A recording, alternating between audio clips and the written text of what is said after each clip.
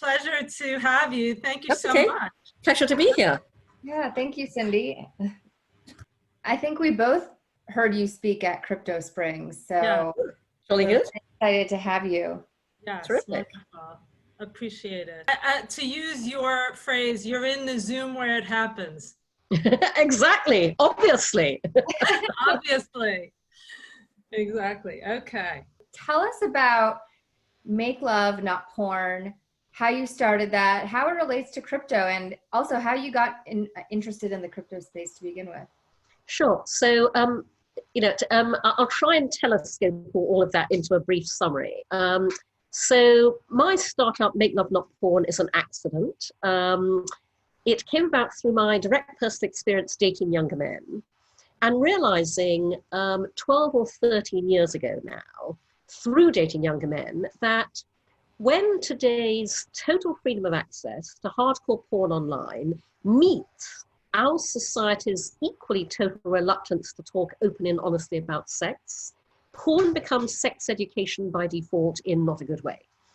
And so I decided as a naturally action-oriented person to do something about this. And 11 years ago, I put up on no money, just as a little side venture, a tiny clunky website at MakeLoveNotPorn.com that in its original iteration was just words, porn world versus real world. I launched it at TED in 2009, became the only TED speaker to say the words "come on my face" on the TED stage 6 times. The talk went viral as a result, and it drove this extraordinary global response to my tiny website that I had never anticipated. And I realized I'd uncovered a huge global social issue. And so I felt I had a personal responsibility to take Make Love Not Porn forwards in a way that would make it much more far-reaching, helpful, and effective. And so I turned it into a business.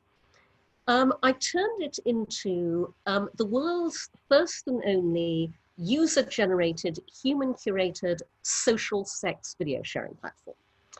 And the reason I did that was because our entire mission at Make Love Not Porn is one thing only: to help make it easier for everybody in the world to talk openly and honestly about sex.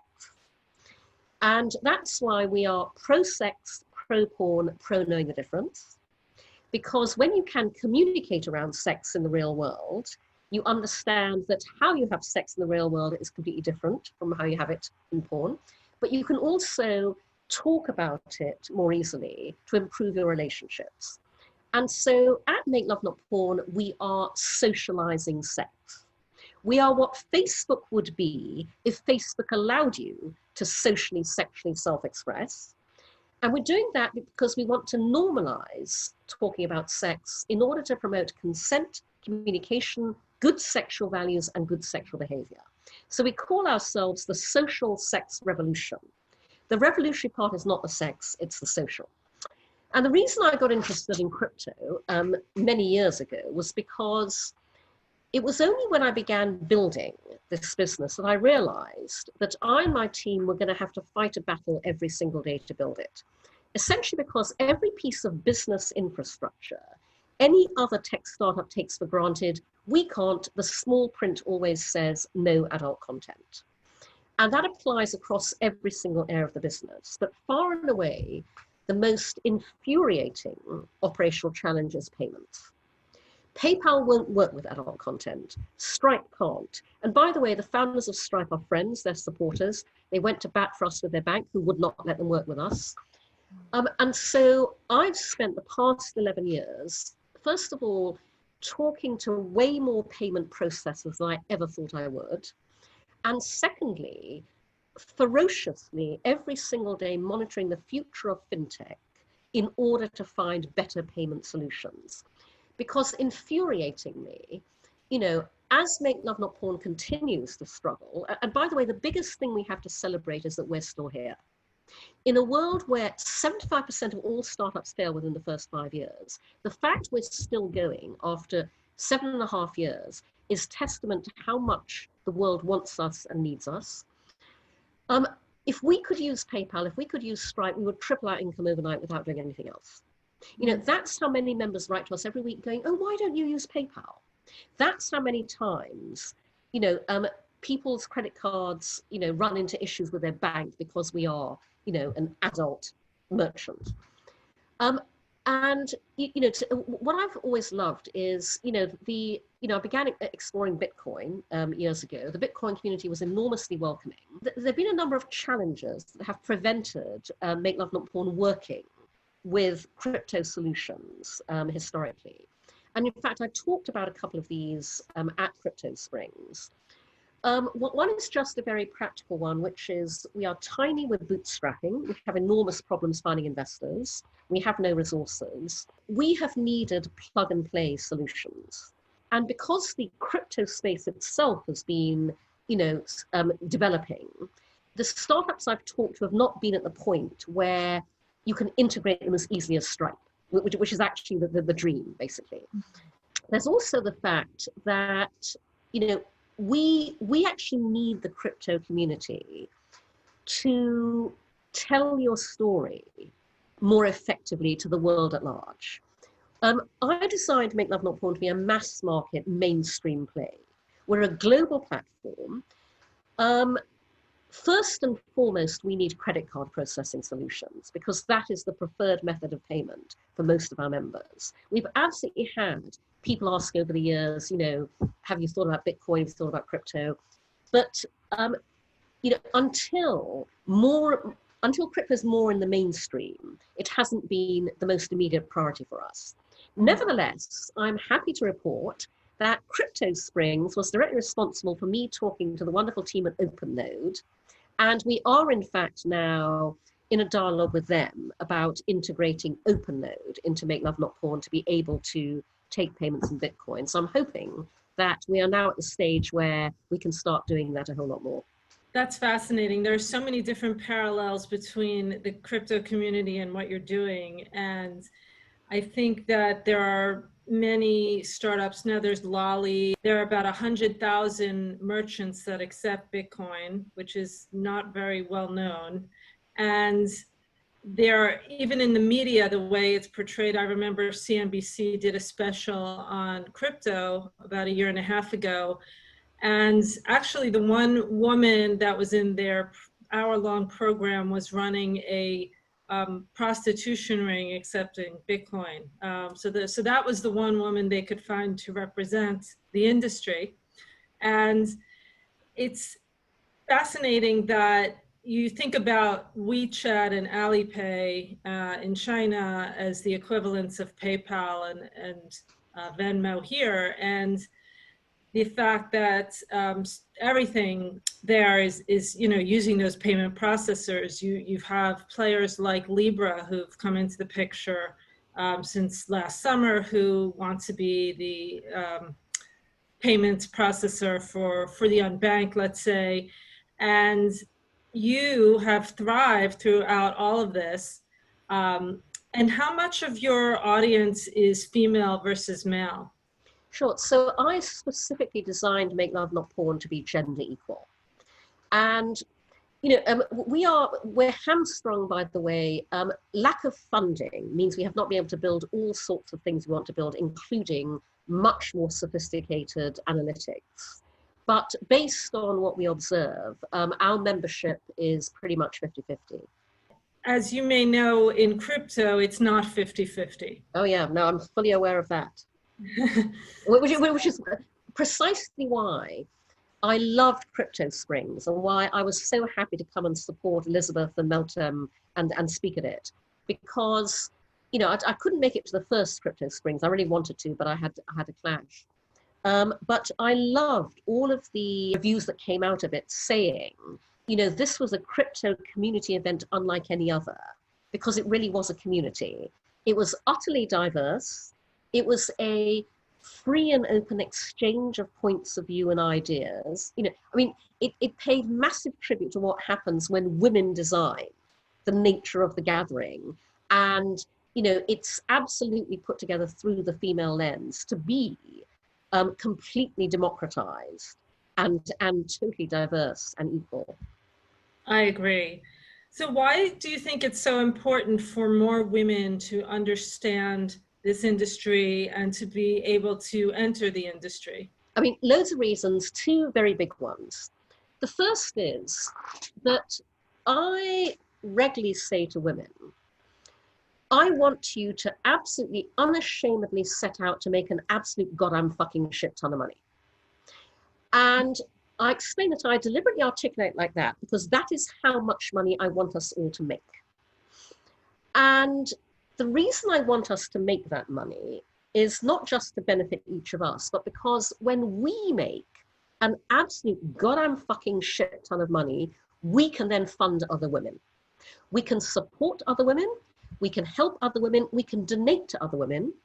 We need to build our own financial ecosystem because the white male one is not working for us.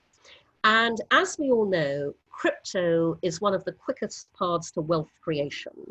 And therefore, it is an absolute outrage that women are being actively shut out of it and excluded from it. As we all know they are, by the way, consciously or unconsciously. The second reason is because, we have not even begun to see what crypto can do when the female lens is applied to it. We come up with completely different, very innovative, very disruptive, and extremely socially beneficial ideas. And by the way, when I say that, and I mean innovative, disruptive, socially beneficial ideas that at the same time make an absolute goddamn fucking shit ton of money. Okay, we are where the next set of tech unicorns is to be found, and we are where the unicorn crypto concepts are to be found as well. And so the crypto world needs us desperately because there is so much it could be doing that it's not, because it's operating within that closed loop of white guys talking to white guys about other white guys. You mentioned earlier the way crypto markets itself to the outside community and how it does a very poor job of really appealing to a broader community. Do you think that is why more women don't get into the space, or do you think it's more we need more women to take the helm and come up with these marketing solutions? I think, Pam, marketing plays a role, but not exactly in the way that you think. First of all, never doubt that in crypto, as in every other tech sector, just as many women are interested in it as men. I guarantee that, based on all the conversations I've had with women over the years. Just as many women burn with a passionate desire to get into crypto and do extraordinary things with it. When they try, they are made to feel unwelcome in what is the usual white male dominated crypto environment. And that is, again, in all sorts of, as I said earlier, conscious and unconscious ways. Whether it's being put through a grilling about your level of expertise in the way that a white male is just taken for granted. His presence there is fine. Yours has got to be questioned. You've got to justify, what you're doing and all of that. Whether it is just that, every sensible woman knows what happens when you go into a white male dominated environment. A whole range of things from sexual harassment to microaggressions to being, condescended to, mansplained to, etc., etc. Who the fuck wants to embrace that with open arms? And so, crypto absolutely does need marketing to women, but not because it needs to be, I know this isn't what you meant, Pam, not because it needs to be dumbed down so women get it. Right. The crypto community needs to demonstrate that they value women's input, they value women's expertise, they value women's innovation, they value women's lens, and they actively want us. And they will celebrate us and champion us and give us speaking spots on the stage. And they will listen to what we say when we say it. It's as simple as that, and it ain't happening. Yeah, in fact, right before this, I just got off of another conference where there was 0 female speakers. They actually actively promoted a photo of all the speakers at the event, and they were all white men, and there were about 20 of them in one photo. Proudly promoted. Oh my fucking God. Yeah. And honestly, this is the problem, ladies, because, we just go, because I've called out a number of Bitcoin and crypto conferences over the years for this. And I hear that, I go, yet another one, oh God, I'm so tired. You know, I was about to say, okay, give me the name. And then I thought, if it's past, I can't even. That's the problem. That is the problem. And that's why Crypto Spring was so brilliant, because, you know, we need to make the spaces that welcome us the driving force. You know, and by the way, this is also another reason.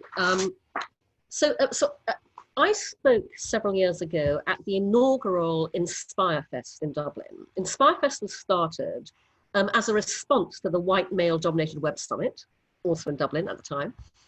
And Inspire Fest is, you know, the lineup is like 70% female, and it's utterly diverse. And so I spoke at the first one several years ago, and I was one of the final speakers. And, you know, throughout the preceding 2 days, there'd been wonderful panels, great speakers. The panel just before I came on was, you know, Cara Swisher and various female founders talking about all the challenges that face women in tech. And so when I spoke, I said to the audience, we've just spent the past 2 days, you know, talking about and empathizing with all of the barriers that we face as women in tech. I have to tell you that you have no idea how immediately and magically every one of those barriers melts away the moment we prove we can make an absolute goddamn fucking shit ton of money. Mm-hmm. We don't get taken seriously until we get taken seriously financially. And the way to make the crypto community embrace all of us is to absolutely prove that we know what the future can be with crypto, and get there and make an absolute goddamn fucking shit ton of money doing it. And that is what I want to see women do in crypto.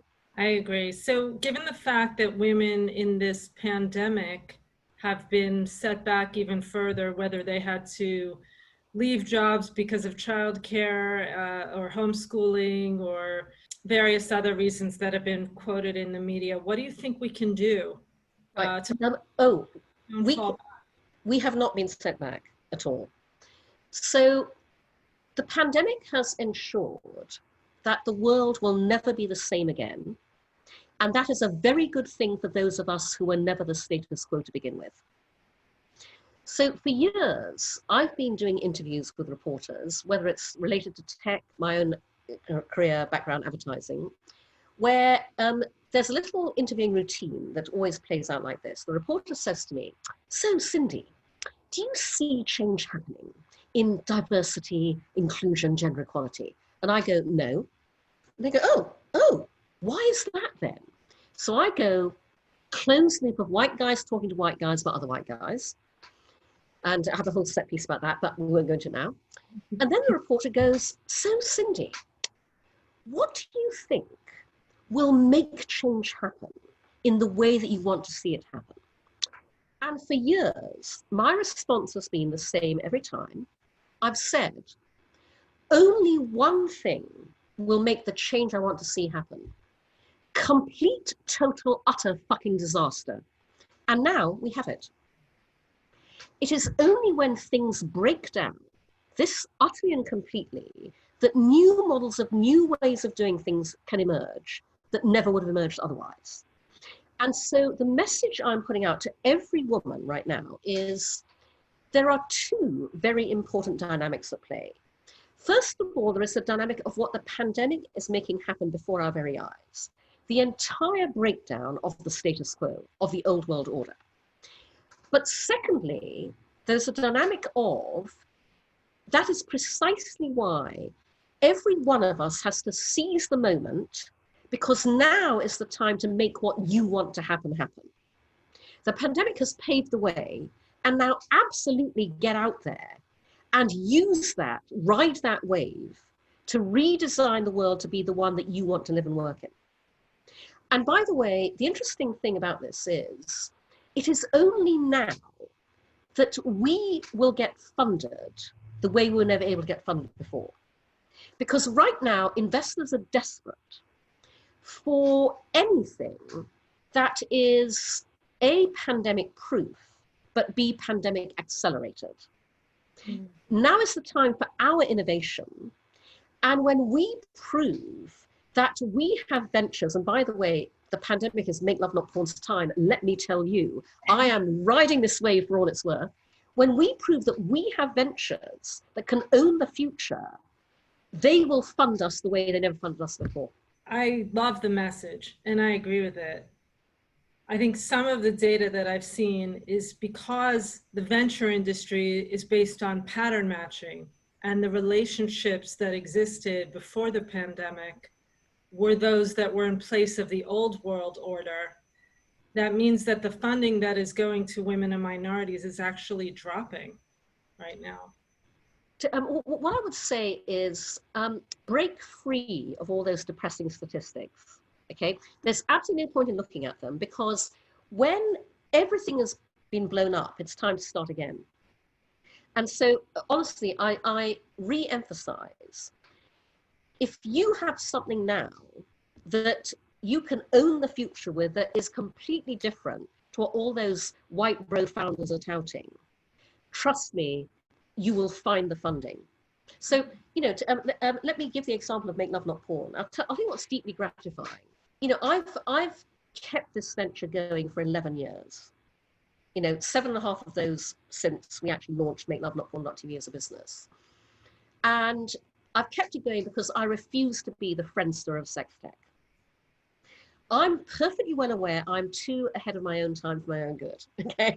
And I refuse to be one of those ventures that turned into shitfall. And so the enormously gratifying thing about the pandemic is, because I was talking to a reporter about Make Love Not Porn, who said, so Cindy, you know, what are you seeing changing? What changes have you seen Make Love Not Porn because of the pandemic? I said, nothing. We're just seeing more of the same. Because 11 years ago, I bet on the fact that the world is desperately in need of love, intimacy, and human connection. And boy, oh boy, is the pandemic ever proof of concept right now. Because, you know, here's the really interesting thing for us. For years, everyone said the future is digital. The future is technology, VR, AR. The pandemic has proven that the future is not digital.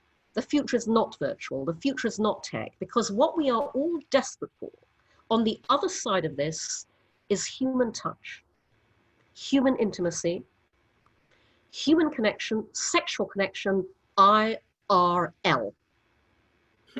People right now, and I'm sure you've seen this, guys, on your channels as I have, people are desperate for a hug. That little throwaway physical gesture that we thought nothing of just 3 months ago. People are saying, I would kill for a hug. The pandemic is completely reshaping the way we are thinking about how we connect in the real world. And that's fantastic news for us. You know, at Make Love Not Porn, as you guys know, we can't raise funding. You know, our biggest obstacle with investors is the social dynamic I call fear of what other people think. Nevertheless, right now, everybody is staying home. Everybody, as I said, is more in need of love, intimacy, and connection than ever before. People have plenty of time in their hands to become Make Love Not Porn stars. We have no money to promote ourselves with. And our traffic has gone up by 33.33% already in the past 2 months. We have seen significant increases in traffic, revenue, and submissions. You know, we've been growing very slowly but steadily. Again, bearing in mind, we're growing organically. People have to find us. You know, we can't target them with advertising. And, you know, earlier this year, we were really pleased because we were getting a video a day. That's just doubled, you know, from 7 videos a week to 15 videos a week. And we anticipate it carrying on growing. And what is actually very gratifying, because this is the kind of venture that a female founder designs. So, you know, Make Love Not Porn has a revenue sharing business model.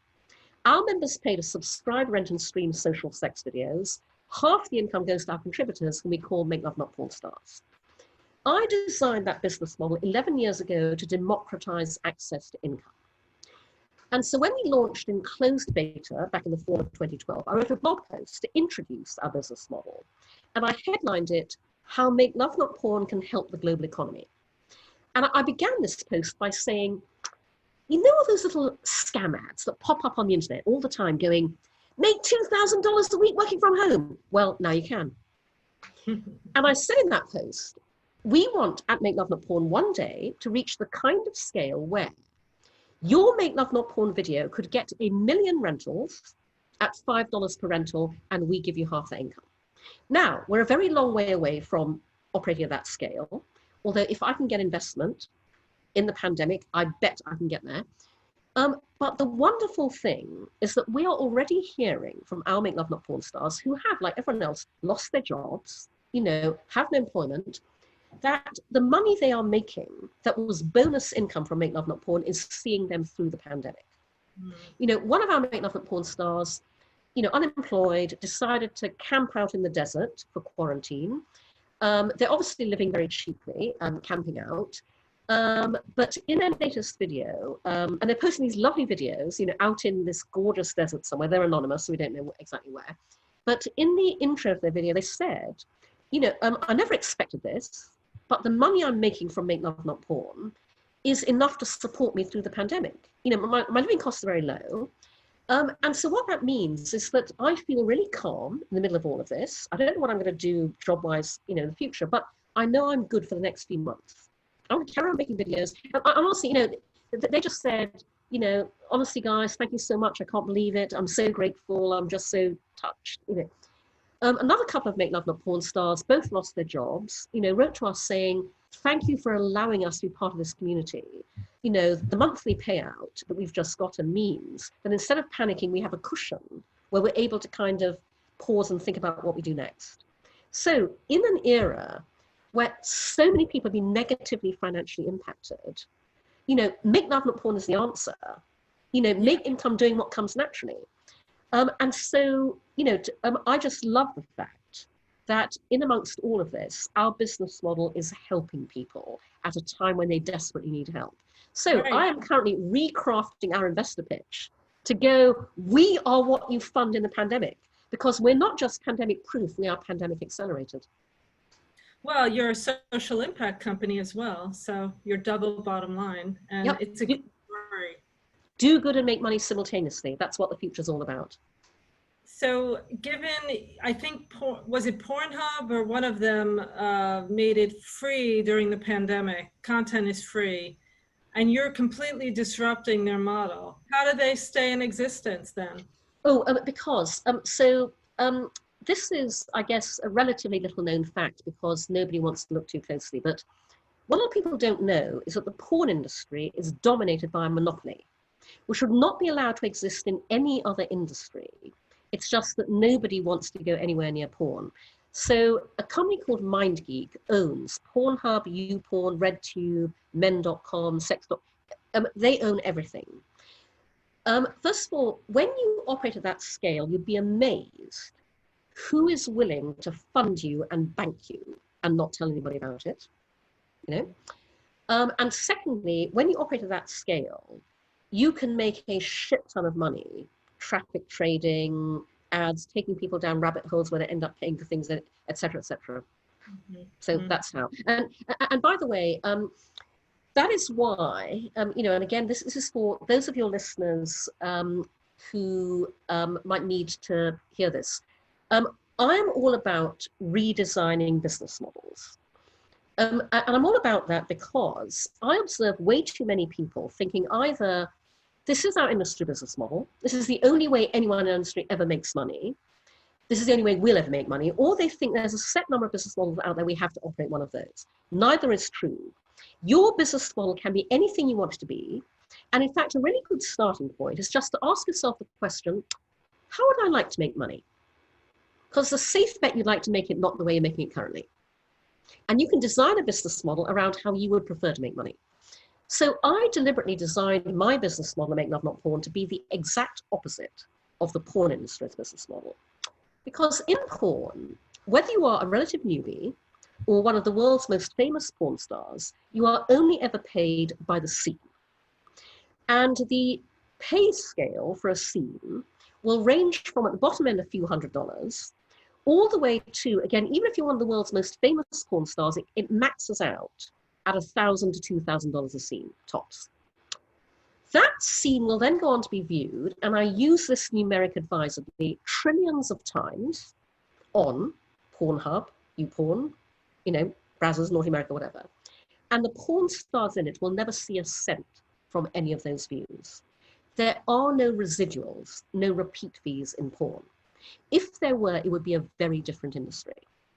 So at Make Love Not Porn, conversely, the more people who watch your video, the more money you get to make. You know, and that comes out of my belief that everybody in whatever industry should absolutely capitalize on the financial value of what they create. You know, I believe that if you create something that gives pleasure to other people, whether it be a piece of journalism, you know, a movie, you should see a financial return on it. And the more people you give more pleasure to, the greater that financial return should be. And so, yeah, as I said, I'm dying to get funded to take Make Love Not Porn to the kind of scale where you could make a video that gets rented 1 million times at $5 a time and you get half that income. Have you thought about tokenizing? Talking about democratizing access?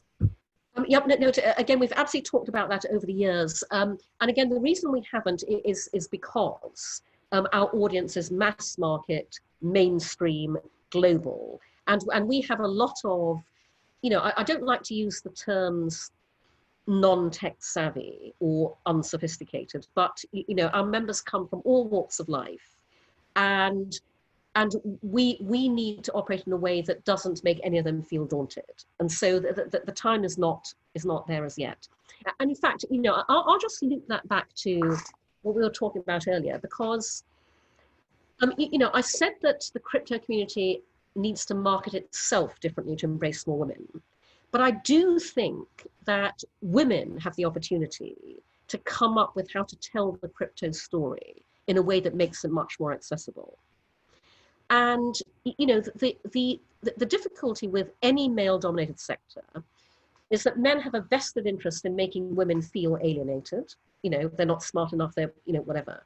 Women should totally get over that and know there's a different way to tell this entire story. And the world would rather hear it from us. Because we don't want to overcomplicate it. We don't want to look like we're the experts.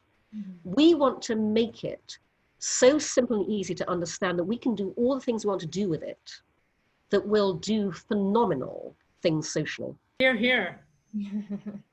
I love the idea of using this opportunity now to create a business model that is, as you say, pandemic proof and a pandemic accelerant. I think a lot of women do have these great ideas, but some of them are, you know, taking care of kids, or, you know, they're married, and so they are spending a lot of time just taking care of the essentials and just dealing with emergencies.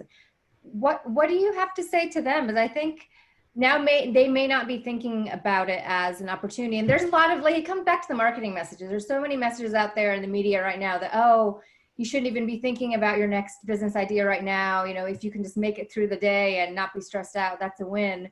And unfortunately, I think that's targeted a lot of women, where I know a lot of men are just like making the most of this time to work on their business. So any advice for women? Yeah, so my response to that is, women, I want you to get very, very angry. I want you to get quite extraordinarily angry about everything you've always felt angry about and tamped it down. Now is the time to get very, very angry with all that bullshit being spouted your way while the guys are cleaning up. And the reason I want women to embrace anger is because when we get angry, we make shit happen. So yeah, fuck that shit. Absolutely, now is the time to plonk those kids in your husband's lap and go, sorry, darling, I'm starting my crypto company. Or whatever it is. Seriously, get angry, because now is the moment, as I've said, when everything's broken down. Now is our moment. Now is the opportunity to be seized.